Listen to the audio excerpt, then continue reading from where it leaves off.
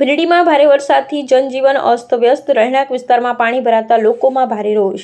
ભીલડી પંથકમાં રાત્રેથી સતત વરસી રહેલા ભારે વરસાદને કારણે જનજીવન અસ્તવ્યસ્ત થઈ ગયું છે। ખાસ કરી નીચાણવાળા વિસ્તારમાં જળબંબાકાર જેવી સ્થિતિ સર્જાઈ છે।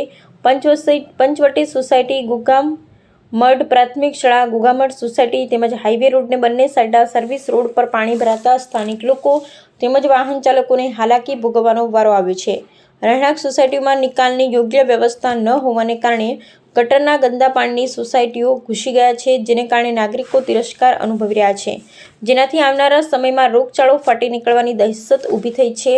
દર વર્ષે ચોમાસાની ઋતુમાં આવો જ ત્રાસદાયક અનુભવ થતો હોય છતાં સ્થાનિક પ્રશાસન દ્વારા કાયમી અને યોગ્ય નિકાલની કોઈ વ્યવસ્થા કરવામાં નથી આવી।